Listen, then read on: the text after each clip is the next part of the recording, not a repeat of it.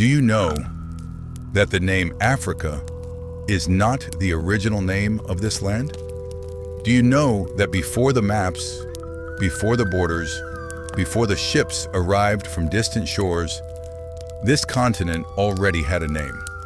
A name older than Rome, older than Greece, older than Europe itself. A name that was spoken long before history was written with ink. Pause.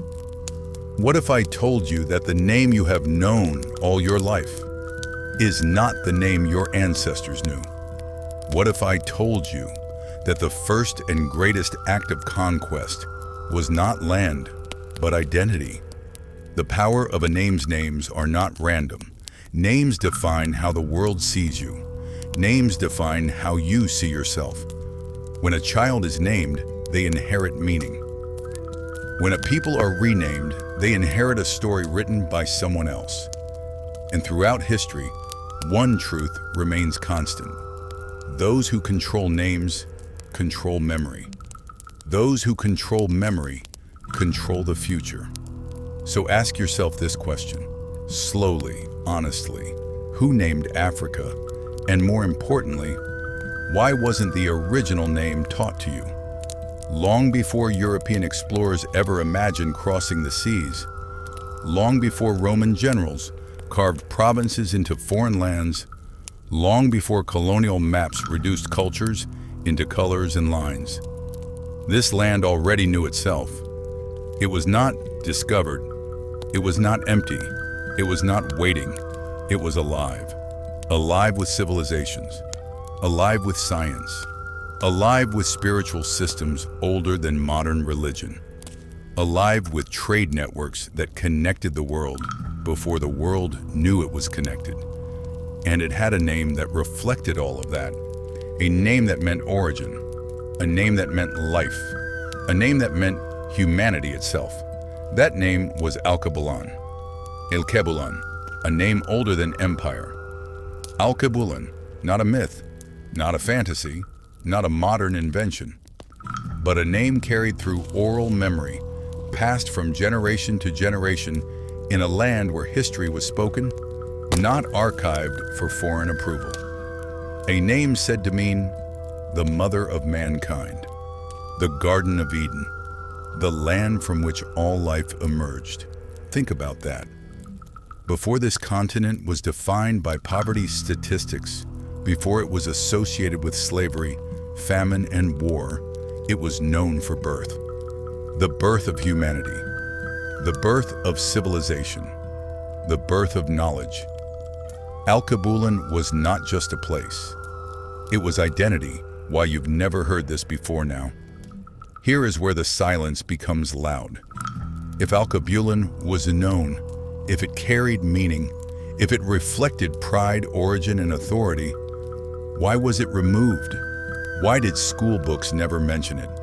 Why do world maps never acknowledge it? Why does its absence feel intentional? Because history is not only about what is written, it is also about what is deleted. Colonial systems did not merely take land, they took language. They did not merely exploit resources, they reshaped memory. They did not merely conquer bodies, they conquered minds. And the first step in erasing a people is erasing what they call themselves. The lie of discovery. You were told Africa had no history, that it had no writing, no science, no civilization, no identity. That lie made conquest feel justified. That lie made enslavement feel rational. That lie made erasure feel necessary. But Alkebulan stands as a contradiction to that entire narrative, because you cannot erase a name unless it existed first. This story will make some people uncomfortable, because it challenges what was taught, because it questions who gets to define truth, because it asks you to reconsider what you thought you knew. This is not about replacing one lie with another. This is about remembering. And remembrance is dangerous to systems built on forgetting. In this documentary, we will travel far beyond textbooks. We will explore. Ancient civilizations they reduced to footnotes. How foreign powers renamed an entire continent. Why Alkebulan was buried beneath empire. And what happens when a people begin to remember who they were before the world told them who to be? This is not just history. This is reclamation. So before we go any further, sit with this question. If the name Alkebulan was erased, what else was taken with it? Before the name Africa was spoken, before empires crossed oceans, before colonizers arrived with maps, guns, and foreign gods, this land already stood at the center of human existence, not on the edge of history, but at its beginning, where humanity begins. Modern science agrees on one thing. Humanity did not begin in Europe. It did not begin in Asia. It did not begin in the Americas. It began here, on this land. From the earliest fossil evidence to genetic research, the story is clear. The first humans walked on African soil. Every person alive today, regardless of race, language, or nation, traces their ancestry back to this place. Before kingdoms, before borders, before color. There was Alkebulan. Pause. A land that did not simply host humanity, it gave birth to it. A continent without amnesia. But here is what many never understand. History does not only live in books. In Alkebulan, history lived in stories, songs, lineages, rituals, memory. While other civilizations wrote history on stone and papyrus, African societies carried history in people. The griot, the elder, the priest, the storyteller. These were walking libraries. When one generation spoke, the next remembered. This was not ignorance. This was continuity. Civilization before validation. Long before foreign scholars came asking questions, Alkebulan already had answers. Complex social systems, governance structures, spiritual philosophies. Scientific knowledge aligned with the stars. Time was measured, land was managed, trade was regulated, justice was enforced. Civilization did not arrive by ship, it rose from the soil. The lie of primitive. The label primitive was not accidental, it was necessary. Because to conquer a people morally, you must first convince the world they were less than human. So African societies were described as chaotic, uncivilized, backward. But archaeology tells another story. A story of advanced metallurgy, astronomical knowledge, medical practices, urban planning. The problem was never lack of civilization. The problem was that civilization did not look European. Time moved differently here in Alkebulan. Time was not linear. It was cyclical. The past walked with the present. The ancestors guided the living. The unborn were already considered. This worldview terrified outsiders. Because a people who know where they come from are difficult to control.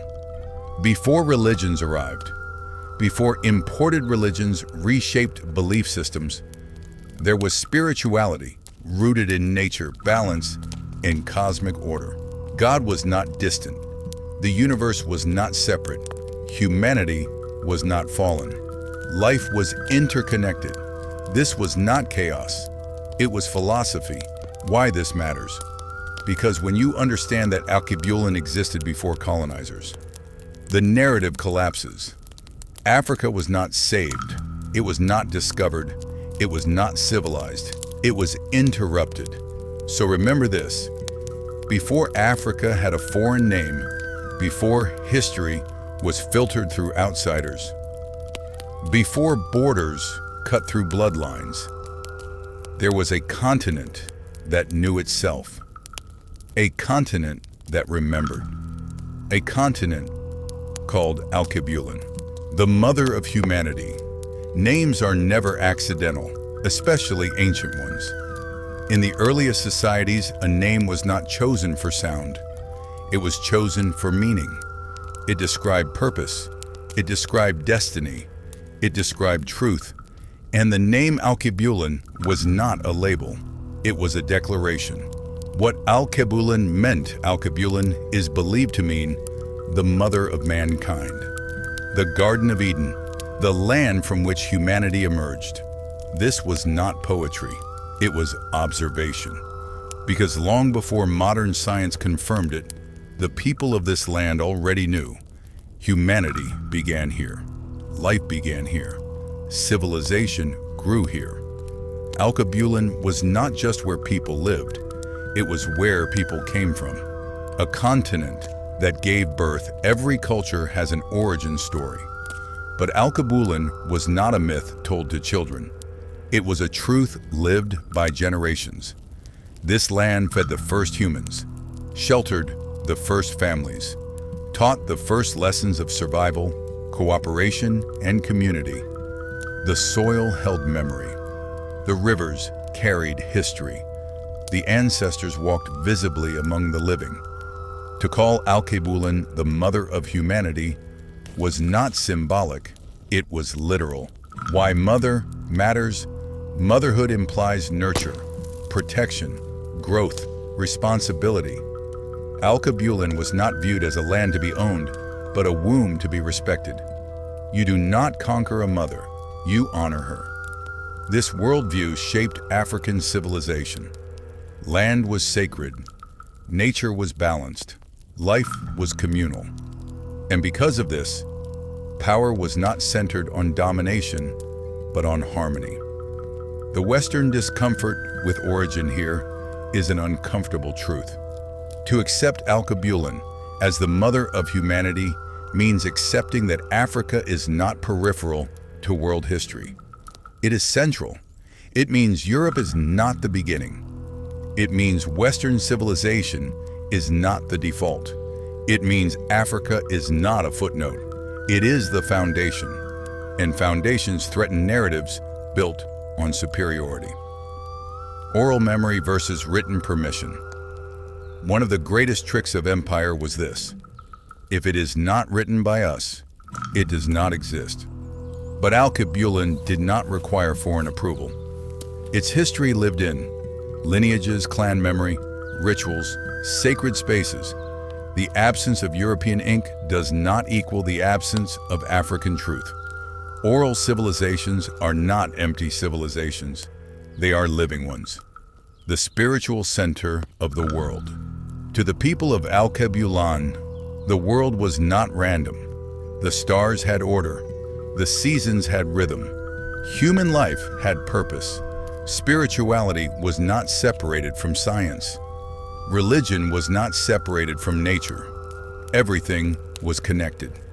This is why Alkebulan was seen as sacred ground, not chosen by God, but aligned with the universe. When a name carries too much power, a people who know they are the origin cannot be easily enslaved. A people who see their land as sacred will resist exploitation. A people who remember they are the beginning will not accept being told they are inferior. So Alkebulan had to disappear, not because it was false, but because it was dangerous. From mother to resource. Once the name Alkebulan faded, the land could be reimagined, not as mother, but as property, not as origin, but as raw material, not as sacred, but as exploitable. And that shift changed everything. So understand this: Alkebulan was not forgotten by accident. It was removed with precision, because when you erase a people's origin, you make them easier to control. But memory has a way of returning. And in the next chapter, we will uncover the civilizations of Alkebulan, proof that this land was never empty, never backward, and never waiting. They said there was nothing here, no cities, no knowledge, no systems, no order. But lies collapse when confronted with evidence, and Alkebulan was full of it. Civilization did not arrive. It emerged long before Europe rose from its own shadows. Great civilizations flourished across Alkebulan. not isolated tribes, but organized societies with law, science, spirituality, and trade. Civilization here did not copy anyone. It set the standard. Kemet, the Black Land. Along the Nile rose Kemet, known today as Egypt, a civilization so advanced that modern engineers still debate how its monuments were built. Mathematics, medicine, astronomy, architecture. These were not miracles. They were systems, and they did not appear overnight. Kemet stood on African foundations. Nubia and Kush, the kings of the south. South of Kemet stood Nubia and Kush, powerful kingdoms that ruled through strength, diplomacy, and culture. They mastered iron production, controlled trade routes, and at times ruled Egypt itself. This was not a peripheral civilization. This was Central Africa shaping global history. Aksum, the empire of trade and faith. In the Horn of Africa rose Aksum, an empire so influential it was listed among the great powers of the ancient world. It minted its own coins, controlled Red Sea trade, connected Africa to Asia and the Mediterranean. Aksum did not wait to be discovered. It was already known. West Africa, gold, knowledge, and power. Further west, great empires rose from the savannas, Ghana, Mali, Songhai. These were not myths, they were economic powerhouses. Gold flowed through their lands, universities rose in their cities. Scholars debated law, science, and philosophy. Timbuktu was not a rumor. It was a center of learning when Europe was still struggling with literacy. Great Zimbabwe.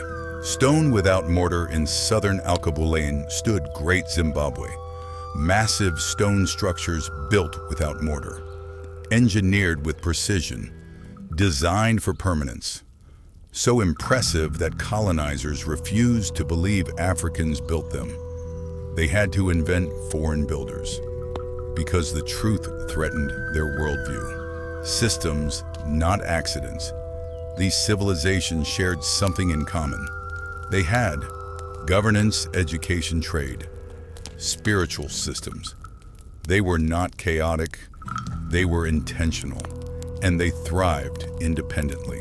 Why this history was downplayed? Because acknowledging these civilizations forces a reckoning.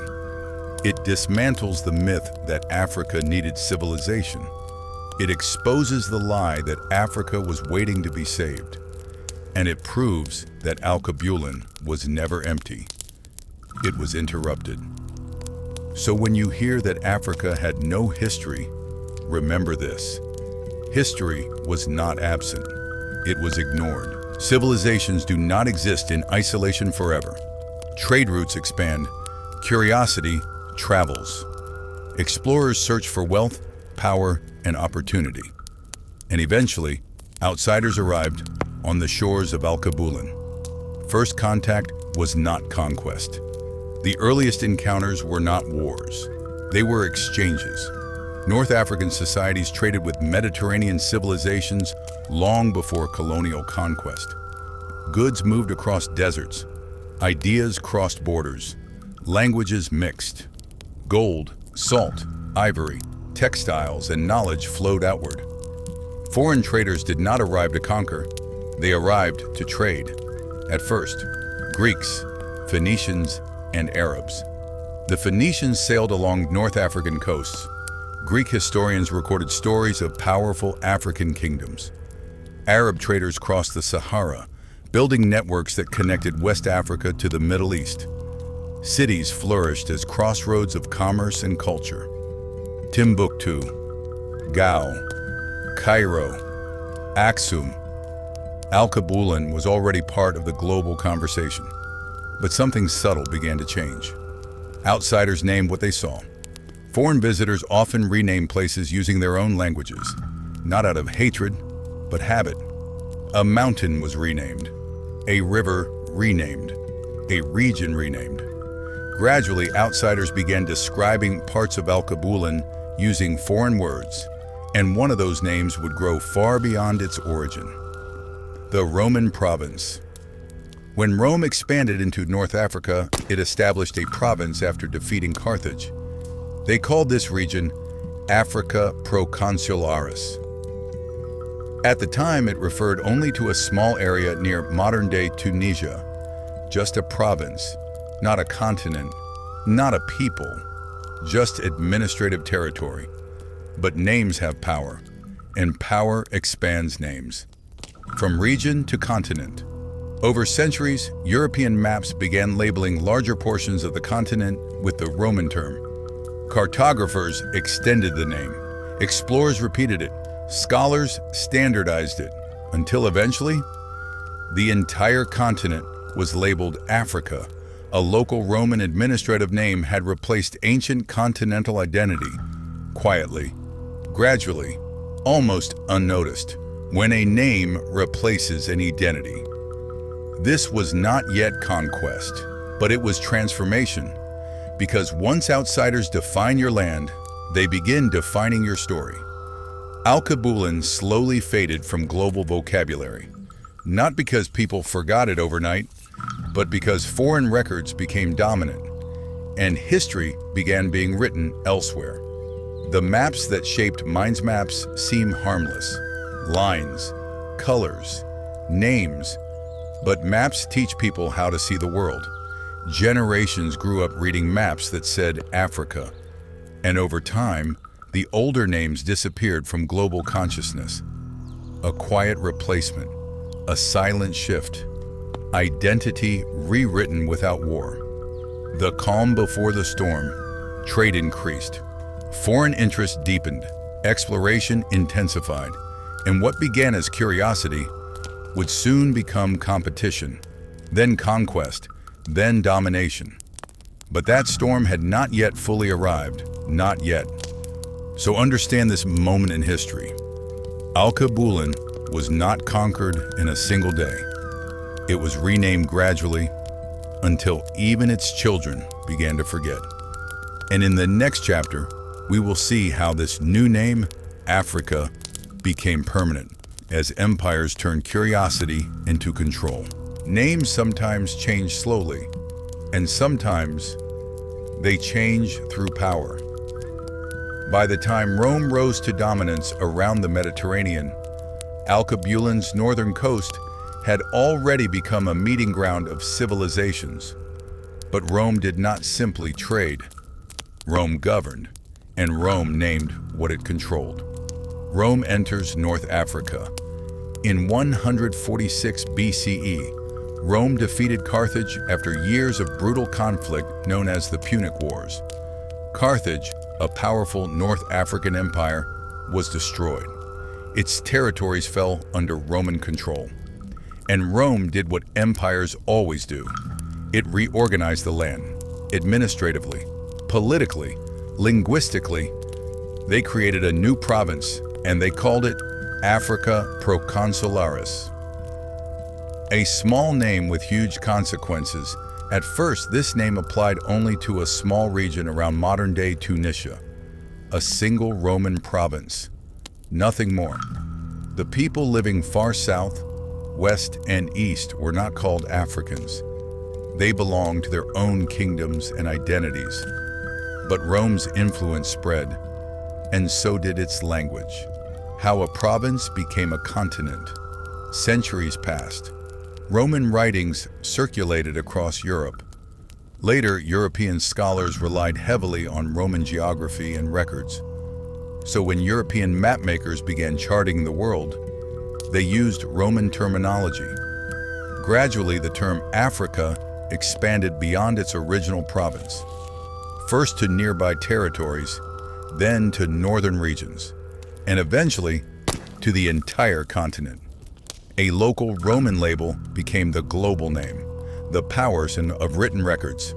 Rome mastered something Alkebulan rarely used in the same way: written administration on a massive scale.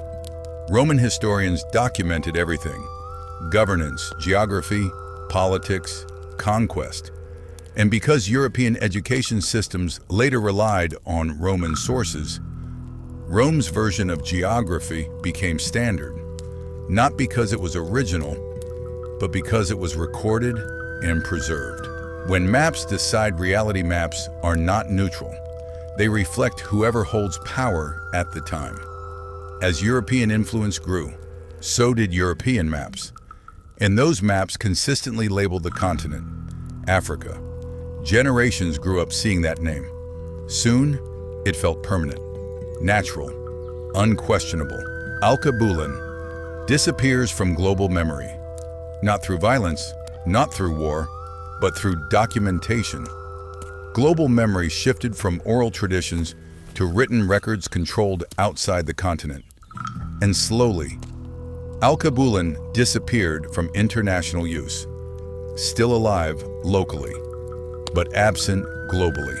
The irony of Empire Rome never ruled the entire continent, not even close. Yet its provincial name outlived the empire itself. The empire collapsed, but the name remained, and centuries later, European colonial powers would inherit both Roman maps and Roman assumptions. So understand this truth. Africa was not the ancient name of the continent. It was the name of a Roman province, a small territory that eventually replaced an entire civilization's identity. And in the next chapter, we enter the darkest period yet, when renaming turned into full control.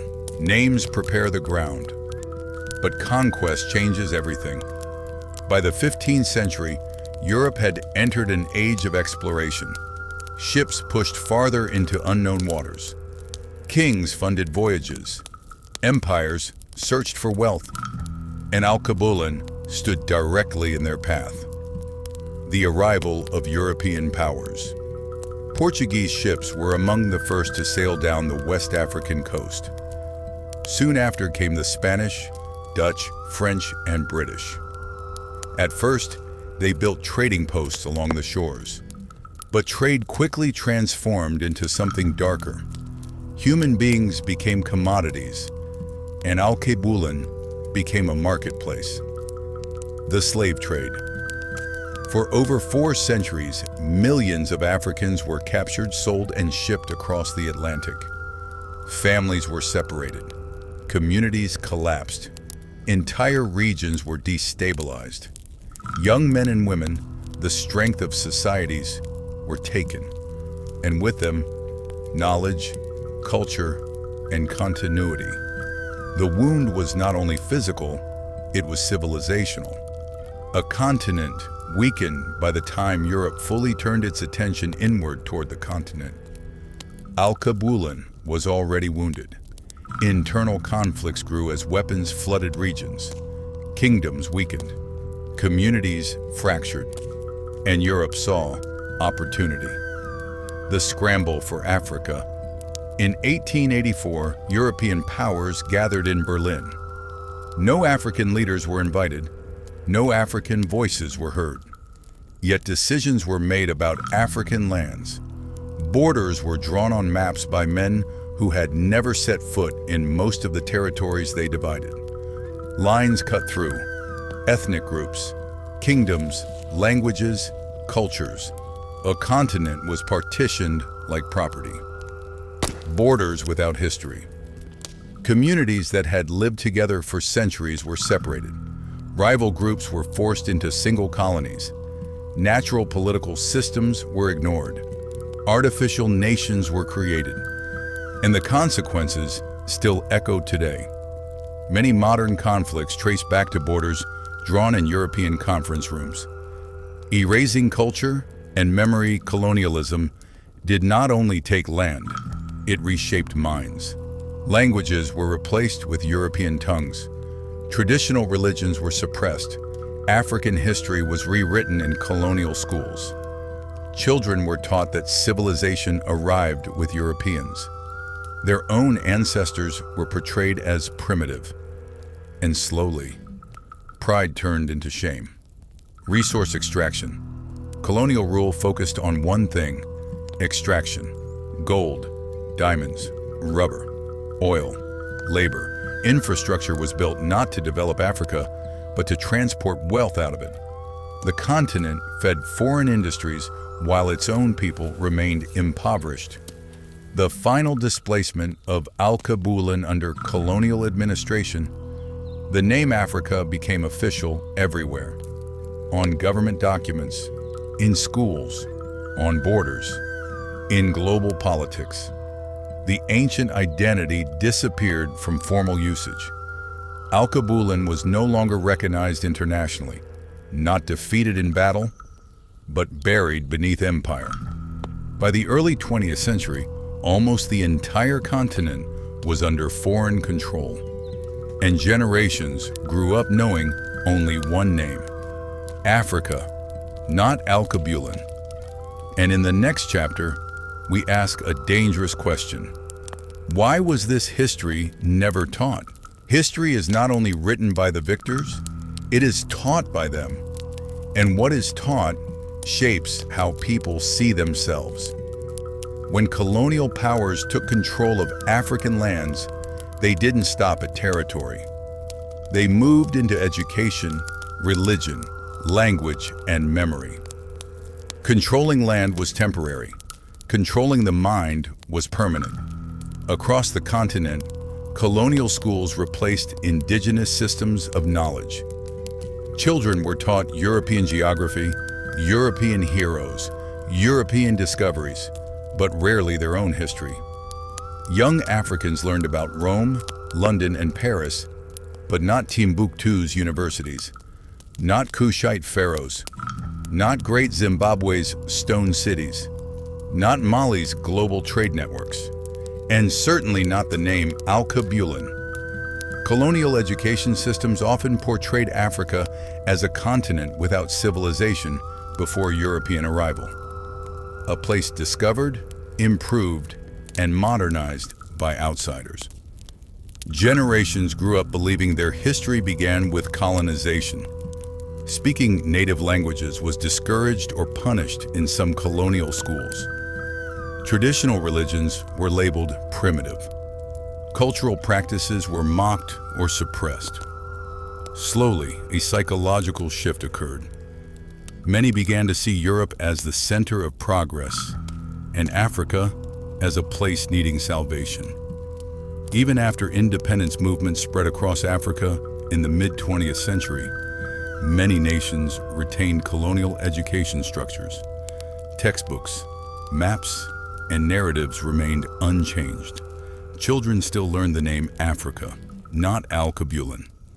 And so the original identity faded, not because it disappeared, but because it was never passed on. A name survives only when people speak it. And for generations, Alkebulan was silenced. But memory has a strange way of resurfacing, and questions began to rise again. If this land had another name, why were we never told? Was Alkebulan truly the original name? By now, a powerful question emerges. If Alkebulan was the ancient name of the continent, why do historians still debate it? The truth is more complex than a simple replacement of one name with another.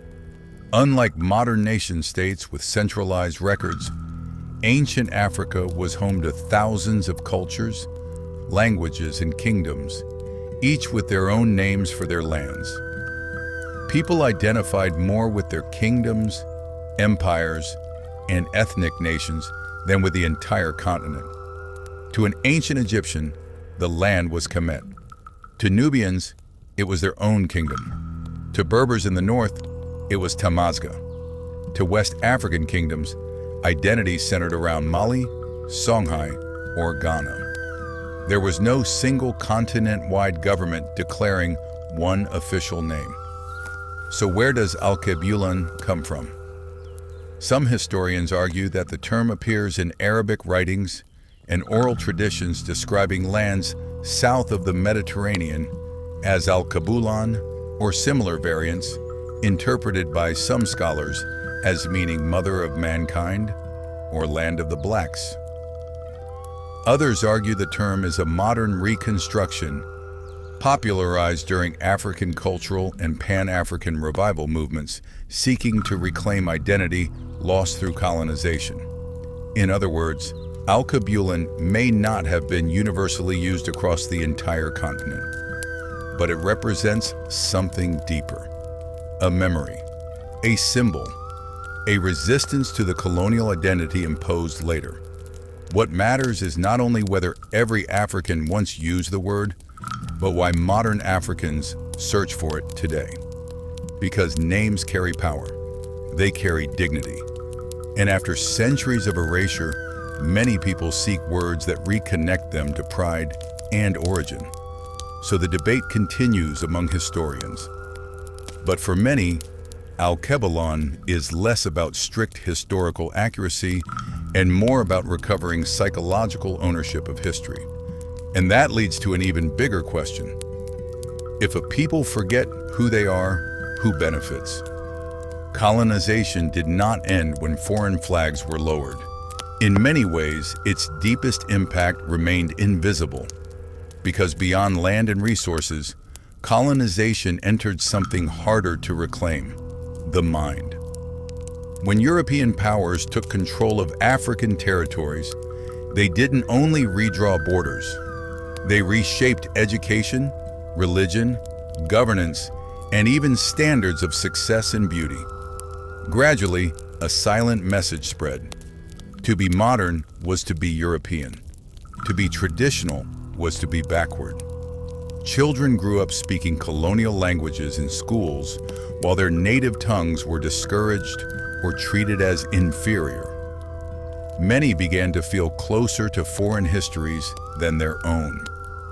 Generations learned more about European kings and explorers than about African queens, scholars, and empires.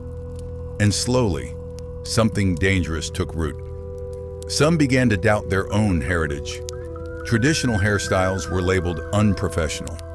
Indigenous religions were called primitive. Native clothing was replaced with imported fashion. Local knowledge systems were dismissed as superstition. A psychological shift occurred. People started measuring success by how far they could move away from their own cultural identity. Cities grew modern, but traditions grew quiet. Young Africans often found themselves caught between worlds. Global culture pulling them one way, ancestral roots calling them another. And in this struggle, many began asking, who are we really? Are we the names written in colonial history books, or the descendants of civilizations far older than those records? Today, across the continent and the diaspora, a quiet awakening is happening. Languages are being revived.